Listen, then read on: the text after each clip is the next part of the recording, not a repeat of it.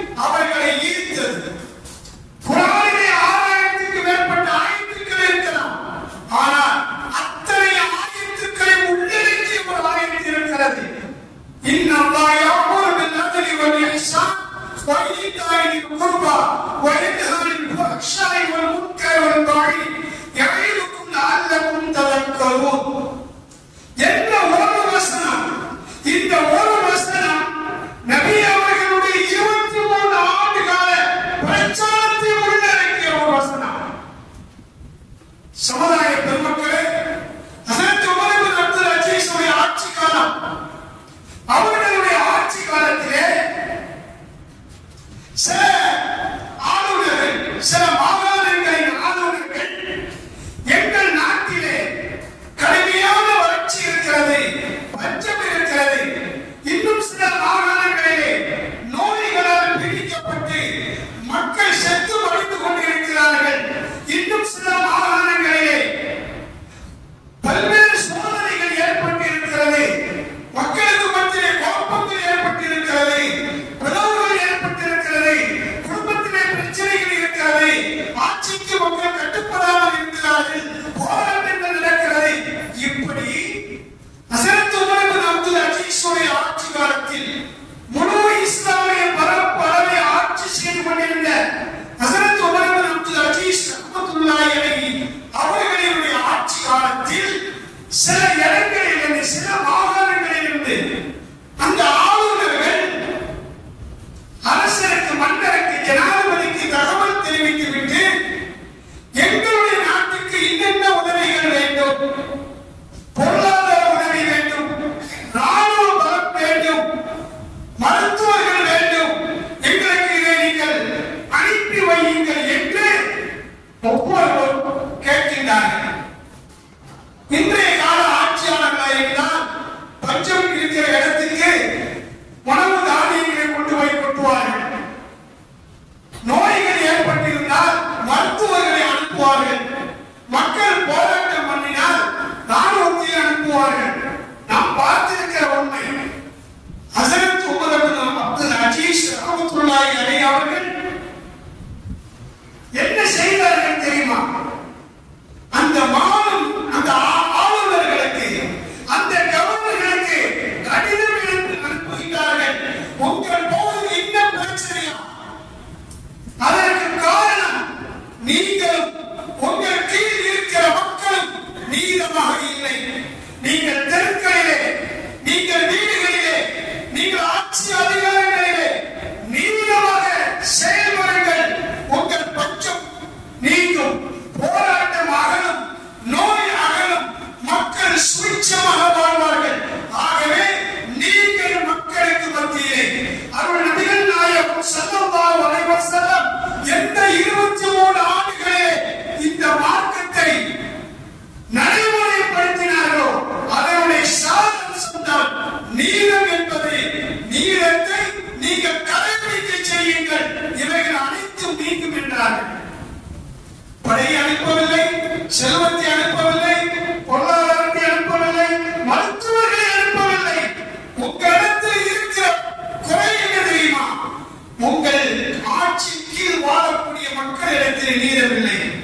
நீதம் என்றால் நாம் என்ன விளக்குகிறோம் தெரியுமா? அரசர் நீதமாக இருக்க வேண்டும், நீதிபதி நீதமாக தீர்ப்பு சொல்ல வேண்டும் என்று. இஸ்லாமிய கண்ணோட்டத்தில் அது அல்ல. நீதம் என்பது ஆட்சியாளரிடமிருந்து அடிமட்ட தொண்டல் வரையிலும், குடும்ப தலைவரிடத்திலிருந்து குடும்ப தலைவி வரை, பெற்றோர்களிடத்திலிருந்து பிள்ளைகளிடத்திலே, பிள்ளைகளிடத்திலிருந்து பெற்றோர்களிடத்திலே, ஆசிரியர் மாணவர்கள், மாணவர்கள் ஆசிரியர்கள், முதலாளிகள் தொழிலாளிகள், தொழிலாளிகள் முதலாளிகள், இப்படி எல்லா மனிதர்களும் தங்களுக்கு கொடுக்கப்பட்ட பொறுப்பை நீதமாக நிறைவேற்றிவிட்டார். குடும்பத்தில் ஏன் பிரச்சனை வருது? சமூகத்தில் ஏன் பிரச்சனை வருது? ஜமாத்தில் ஏன் பிரச்சனை வருது? நீதம் என்பது தராஸ், மீசான் என்று இறைவன் சொல்லுவான். தராஸ் எப்படி இருக்கும்? இந்த முள்ளு கரெக்டா இருக்கும், 2 தட்டு ஒண்ணு போல இருந்தா கொஞ்சம் முன்ன பின்ன ஆயிடுச்சுன்னா அநியாயம் அர்த்தம். நீதி தவறினால் அங்கே அநியாயம் ஏற்படும். அநியாயம் ஏற்படுமானால் இது போன்ற சோதனைகள் சொன்ன மாதிரி பிரச்சனைகள் உலகத்தில் ஏற்படும். ஆகவே நீங்கள் நீதமாக நடங்கள். ஹஜ்ரத் உமர் இப்னு அப்துல் அஜீஸ் அவர்கள் சொன்ன வார்த்தை அவர்கள் கடைபிடித்தார்கள். அவர்கள் இஸ்லாமிய மாமன்னராக 2வது உமர் என்று புகழப்பட்ட அவருடைய ஆட்சியிலே ஒரு கட்டத்திலே தர்மம் கொடுக்க ஆள் இருக்கிறது, வாங்குறதுக்கு ஆள் இல்லை. அரசாங்க கஜனாவிலே கோடான கோடி பணங்கள் குவிந்து கிடக்கிறது. மக்கள் எல்லோரும் சுவிச்சமாக இருந்தார்கள். இதான் இஸ்லாம் காட்டும் நீதி. இருக்க வேண்டும். அதனால் தான் ஹஸரத் உமர் இப்னு அப்துல் அஜீஸ் அவர்கள் அன்றைய காலத்தில் உள்ள எல்லா நிர்வாகங்களுக்கும் கவர்னர்களுக்கும் உத்தரவு போட்டார்கள். நீங்கள் ஒவ்வொரு ஜும்மாவிலையும் இரண்டாவது ரக்காத்திலே இந்த ஆயத்தை ஓதியாக வேண்டும். அப்படி சட்டம் போட்டார்கள். இன்னல்லாஹ் யஅமுரு பில் அத்லி வல் இஹ்சான் வ ஈதாஇல் குர்பா வ யன்ஹா அனில் ஃபஹ்ஷாஇ வல் முன்கர் வல் பகி யஈதுக்கும் லஅல்லகும் ததக்கரூன் என்ற தேன் திருமறையின் ஒரு வசனத்தை குத்பாவின் இரண்டாவதிலே இறுதியிலே இந்த ஆயத்தை நீங்கள் ஓத வேண்டும். இந்த ஆயத்தின் கருத்து ஒவ்வொரு முஸ்லிமினுடைய வாழ்க்கையை ஜொலிக்க வேண்டும். இந்த ஆயத்தை இந்த முஸ்லிம்கள் பின்பற்றி நடந்தால், உலகம் பின்பற்றி நடந்தால் உலகம் சுபிட்சமாக இருக்கும். பயங்கரமான நோய்கள் வராது, கலவரங்கள் வராது, பொருளாதார நெருக்கடிகள் வராது. இந்த ஒரு ஆயத்து ஹஸரத் அலி ரலியல்லாஹு தஆலா அவர்கள் ஏகத்துவ பிரச்சாரத்தை சொல்லும்போது அவர்களுக்கு ஓலை காட்டி ஆயத்து இதுதான். இந்த ஒரு ஆயத்து பல மக்களை இஸ்லாத்தின் பக்கம் ஈர்த்தது. அப்படி என்ன இந்த ஆயத்தில் இருக்கிறது? இன்னல்லாஹ யஅமுரு பில் அத்லி வல் இஹ்சான். இன்னல்லாஹ நிச்சயமாக அல்லாஹ் தஆலா யஅமுரு பில் அத்ல் நீதத்தை கொண்டு கட்டளையிடுகிறார். வல் இஹ்சான் அந்த நீதத்திலே நல்ல விதமாக நடக்க வேண்டும் என்று கட்டளையிடுகிறார். வஈதாஇல் குர்பா அந்த நன்மையான விஷயத்தில் நடக்கின்ற போது நீங்கள் கொடுத்து உதவுங்கள் என்று கட்டளையிடுகிறார். இங்கே அத்ல் என்பதற்கு விளக்கமாக இஹ்சான், அத்ல் என்பதற்கு விளக்கமாக ஈதாஇல் குர்பா நீதமாக இருக்கணும். அந்த நீதமாக நடக்கின்றவர் ஒருவர் பாதிக்கப்பட்டால் அவனுக்கு நல்லதை செய்ய வேண்டும். அவனுக்கு பொருளாதாரம் தேவைப்பட்டால் கொடுத்து உதவ வேண்டும். இந்த ஆயத்தின் கருத்து நீதமாக நன்மைகளை செய்பவர்களாக, சொந்த பந்தங்களுக்கு உறவினர்களுக்கு கொடுத்து உதவக்கூடியவர்களாக இருக்க வேண்டும் என்று அல்லாஹ் கட்டளையிடுகிறார். இந்த ஆயத்துக்கு இன்னொரு பொருளை சொல்வார்கள். அத்ல் என்று சொன்னால் ஈமான். நீதத்துக்கு எதிர்ப்பதும் அநியாயம். இந்த ஷிர்க் அஸீம், ஷிர்க் என்பது மிகப்பெரிய அநியாயம். அப்ப அத்ல் என்றால் உலகத்தில் வாழக்கூடிய மக்கள் ஒரே இறைவனை தான் வணங்க வேண்டும். இதான் அத்ல். ஒரே இறை கொள்கைதான். இதற்கு மாற்றமாக பல தெய்வ வழிபாடு கொள்கைகள் இருந்தால் அந்த பூமி, அந்த ஆட்சி செய்கின்ற இடம் நரகத்தின் ஒரு பகுதியாக இருப்பதை பார்த்தால், அதனால்தான் நீதம் என்பது, இஹ்சான் என்பது இறைவனுக்கு செய்ய வேண்டிய கடமைகள், இறை தூதருக்கு செய்ய வேண்டிய கடமைகள், இஸ்லாத்தின் நடைமுறைகள். இதுதான் இஹ்சான். இத தொழுகை, நோன்பு எல்லாமே அடங்கிறது. அடுத்து வஈதாஇல் குர்பா உறவினர்களுக்கு கொடுத்து உதவ வேண்டும். இங்கே உறவினர்கள் என்பது முக்கியத்துவம் வாய்ந்தவர்கள். இதன் மூலம் அதிகாரிகளுக்கு செய்ய வேண்டிய கடமைகளை சரியாக செய்ய வேண்டும். இறைவன் ஒருவன் என்று ஏற்று வாழ்வது நீதம், இறை கட்டளை பின்பற்றி வாழ்வது இஹ்சான், அதிகாரிகளுக்கு செய்ய வேண்டிய கடமைகளை செய்வது ஈதாஇல் குர்பா. இதற்கு நேர் ஆப்போசிட் அல்லாஹ் அடுத்து சொல்வான் வயன்ஹா அனில் ஃபஹ்ஷா வல் முன்கர் வல் பகி என்று மூன்று வார்த்தைகள். ஒரு வகையிலே பார்க்கின்ற போது ஃபஹ்ஷா தீமைகளை அல்லாஹ் தடுக்கிறான். இந்த தீமைகளுக்கு விளக்கமாக முன்கர் வெறுக்கத்தக்க பாவங்களை தடுக்கிறான். வல் பகி அதற்கு விளக்கம் அநியாயங்களை அல்லாஹ் தடுக்கிறான் என்று வருகிறது. இந்த மூன்று வார்த்தையுடைய அர்த்தம் என்னன்னா, அனைத்து விதமான பாவங்களை விட்டு அல்லாஹ் தடுக்கிறான். ஆனால் நாம்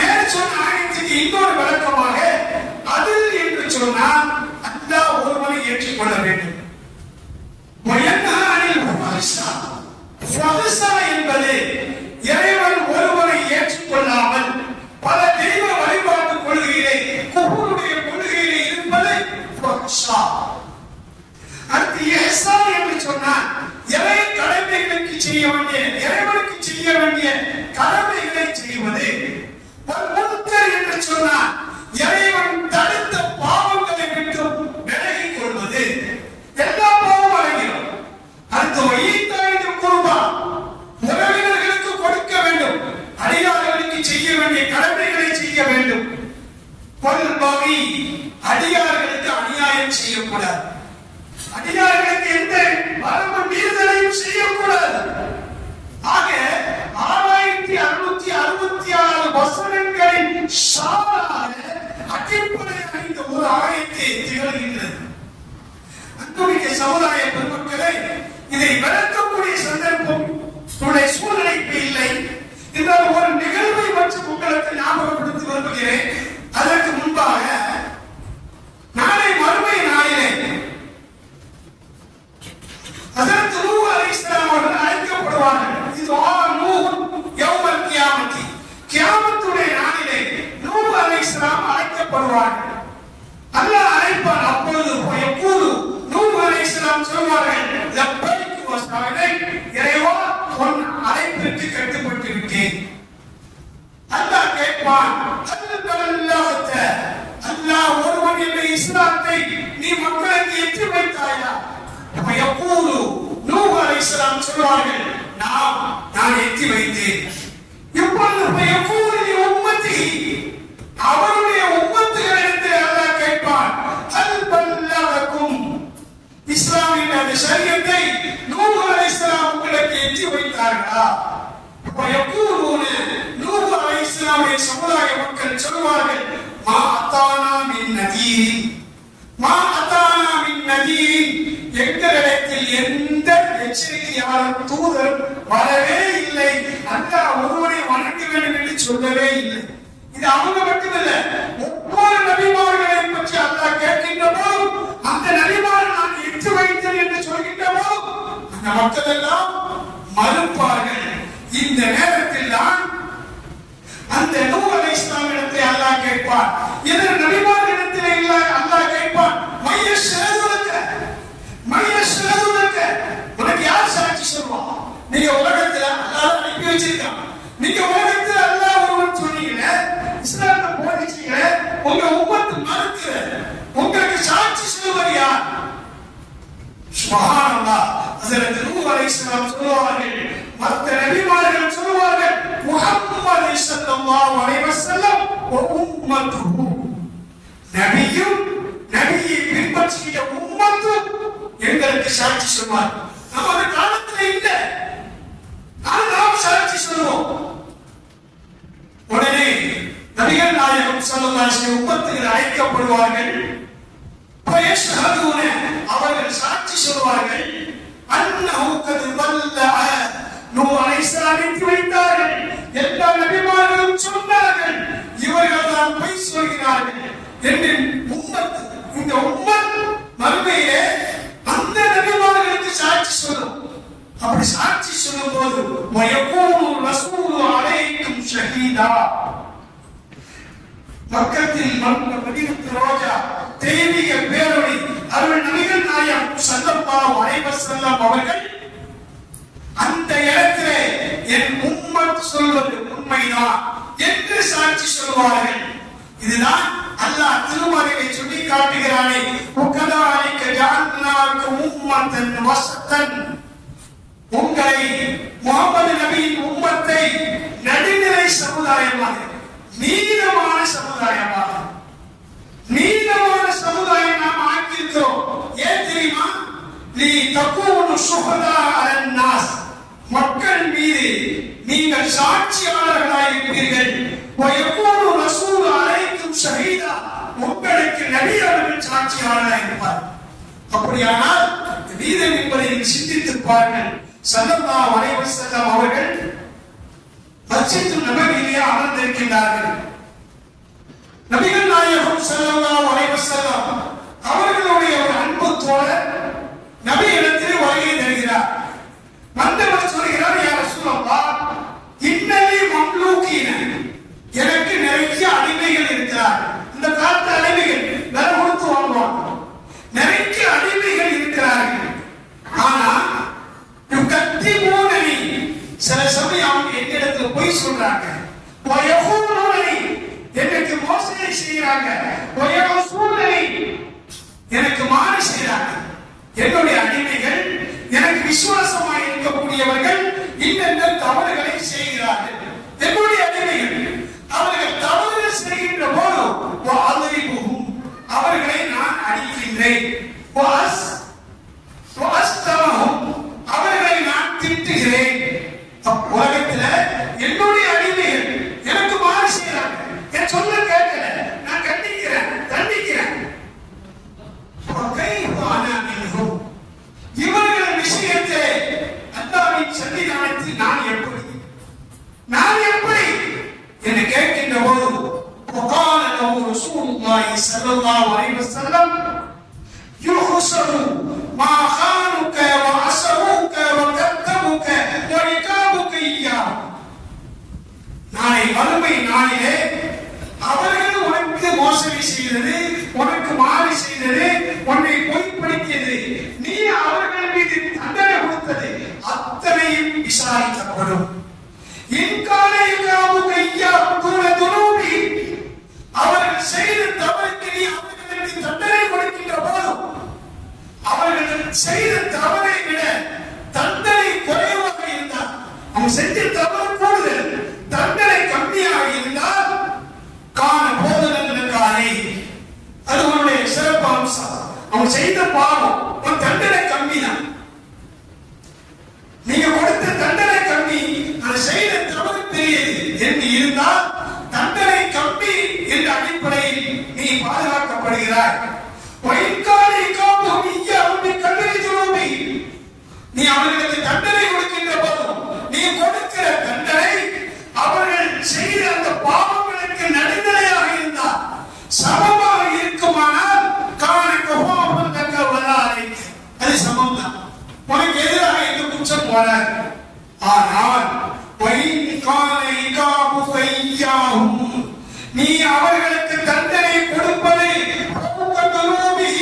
அவர்கள் செய்த பாவங்களுக்கு மேலாக இருக்குமானால் நீ ஒரு எஜமானன் என்ற அடிப்படையிலே நீ பணம் கொடுத்து வாங்கிய உனக்கு சொந்தமான அடிமைகள் உனக்கு மாறு செய்கின்ற போது அவர்களை நீ தண்டிக்கின்ற போது அந்த தண்டனை அவர்கள் செய்த குற்றத்தை விட அதிகமாக இருக்குமானால்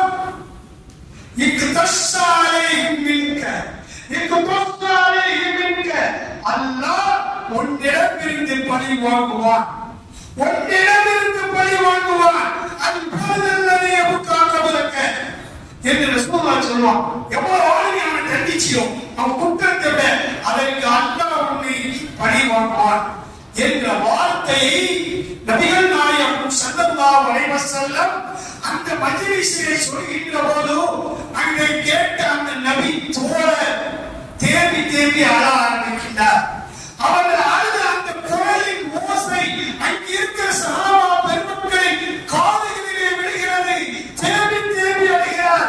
எங்கே நம்முடைய அடிமைகள் அவர்கள் செய்த தவறுகளை விட நான் தண்டனை கொடுத்திருந்தால் நாளை கியாமத் நாளிலே அல்லாஹ் என்னை தண்டிப்பானே, எனக்கு பரிகாரம் வழங்குவானே என்று நபி அவர்கள் சொல்லியிருக்கின்ற போது என் நிலை என்னவாகுமோ, என்னுடைய நிலை என்னவாகுமோ என்று அந்த நபி தோழர் அழுகின்றார். அவருடைய அழுகை சாதாரணமான அழுகை அல்ல, ஒரு ஈமானுடைய இஸ்லாத்தை முழுமையாக பின்பற்றக்கூடிய ஒரு முஸ்லிமுடைய அழுகை. தன்னுடைய அடிமைகள் தவறு செய்கின்ற போது அவர்களுக்கு கொடுக்கிற தண்டனை கூடுதலாகிவிட்டால் அல்லாஹ் நாளை மறுமையிலே என்னை பழி வாங்குவானே, எனக்கு தண்டனை கொடுப்பானே என்று அவர் அழுகின்றார். ஸல்லல்லாஹு அலைஹி வஸல்லம் சொன்னார்கள், ஏன் அழுகின்றீர்கள்? நீங்கள் திருமலையை ஓதவில்லையா? அறிவு களஞ்சியங்களை அள்ளி தெளிக்கின்ற அருள் மலை வசனங்களை நீங்கள் படிக்கவில்லையா? வனவுல் மவாசிரல் கிஸ்தி யௌமில் கியாமத்தி, கியாமத்துடைய நாளிலே நீதம் என்று சொல்கிற திராசுகளை நாம் வைப்போம். அல்லாஹ் சொல்றான், கியாமத்துடைய நாளிலே நீதம் என்ற திராசுகளை நாம் வைப்போம். அந்த நீதிமன்றத்திலே நீதம் அந்த மைதானத்திலே யாருக்கும் எந்த வகையும் கொஞ்சம் கூட அநீதி மன்னிக்கப்பட மாட்டார்.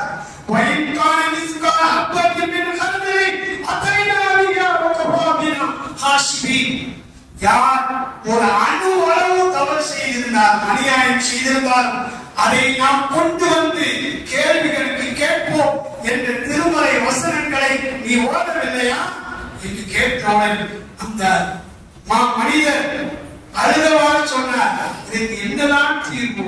நான் நினைக்கிறேன் ஒரு தீர்வாக, ஒரு காலம் நான் அவர்கள் செய்த தண்டனைக்கு கம்மியா, அவர்கள் செய்த குற்றத்திற்கு தண்டனை குறைவாக இருந்தால் பிரச்சனை இல்லை. தண்டனை அதிகமா இருந்தால் மறுபடியும் அல்ல எனக்கு தண்டனை கொடுப்பாய். அப்படியானால் நான் இப்பொழுது நினைக்கிறேன், நான் பணம் கொடுத்து வாங்கிய இந்த அடிமைகளை, எப்படி ஒட்டகங்கள் விலை உயர்ந்தது, கார்கள் விலை உயர்ந்தது சொல்றேன், அப்ப அடிமைகளை விலை கொடுத்து வாங்குவாங்க. யாருக்கு எவ்வளவு அடிமை இருக்கு அவங்க தான் பணக்காரங்க.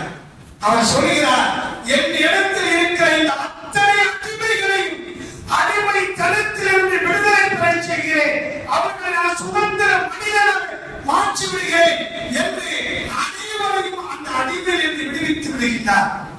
இதை தவிர என்ன எதுவும் செய்ய முடியாது. நான் அவர்களுக்கு அநீதி விளைந்தால் மறுமையிலே நான் பதில் சொல்ல வேண்டும் என்று அந்த சஹாபி நடந்து கொண்டார். இந்த சம்பவம் பல்வேறு சிந்தனைகளுக்கு உள்ளானது. ஒரு இறையச்ச உள்ள மனிதன், ஒரு இறை நம்பிக்கை உள்ள மனிதன், அவனுடைய வாழ்க்கை எப்படி இருக்கிறது அப்படியே சிந்திச்சு பாருங்க. அப்படியே படிக்கிறார். நபி அவர்கள் சொன்ன உடனே நாம் யாருக்கும் அல்லாஹ்வுடைய அதிகாரங்களுக்கு நம்பின் மூலம் மானத்தாலோ மரியாதையாலோ உடலாலோ பொருளாதாரத்தோ பாதிக்கப்பட்டால் நிச்சயமாக கியாமத்துடைய நாளிலே பதில் சொல்லியே ஆக வேண்டும். அதற்குத்தான் முதல் தீர்ப்பு நடக்கும் என்ற ஒரு பயம் முஸ்லிம்களிடத்தில் இருந்தால் முஸ்லிம்களுடைய வாழ்க்கை இந்த ஆயத்தின் பிரகாரம் வந்துவிடும். இந்த ஆயம் நம்முடைய சொற்களிலே, நம்முடைய செயல்களிலே, நம்முடைய நடவடிக்கைகளிலே, குடும்ப வாழ்க்கையிலே, பொருளாதாரங்களிலே, வியாபாரங்களிலே, பிற துறைகளிலே, ஆட்சி துறைகளிலே, எந்த துறையாக இருந்தாலும் இதை கடைபிடித்து விட்டால் நாம் சொல்லுவோமே, உலகம் நிம்மதியாக இருக்க வேண்டும், அமைதியாக இருக்க வேண்டும், சொர்க்கமாகவே இருக்கிறது. உலகம் முழுவதும் இஸ்லாமாகத்தான் இருக்கும்.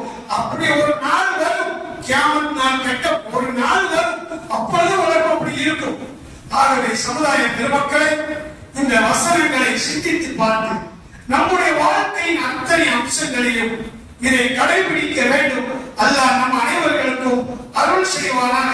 அன்புமிக்க சமுதாய பெருமக்களை, இன்ஷா அல்லாஹ் நாளை தினம் நம்முடைய மதரசாவிலே 6 ஆண்டு காலம் கல்வி பயின்ற ஆலிம்களுக்கும் குர்ஆனை மனனம் செய்த ஆபில்களுக்கும் அதற்கு மேல் ஓதிய வாசிகளுக்கும் நாம் நாளை பட்ட வழங்க இருக்கின்றோம். இந்த பட்டமளிப்பு விழா என்பது நாம் நடத்துவதாக இருந்தாலும் இது இஸ்லாமிய விழா, இது குர்ஆனின் ஹதீஸின் விழா தான். இந்த விழா இங்கே நடக்கிறது. இந்த மகத்தான விழாவிலே நம்முடைய மதரசாவை சுற்றி இருக்கிற ஜமாத்தார்களாகிய நீங்கள் அனைவரும் அதில் கலந்து கொண்டு இந்த மார்க்கத்திற்கு ஒத்துழைப்பு செய்யுமாறு உங்களிடத்தில் பணிவன்போடு கேட்டுக்கொள்கிறேன்.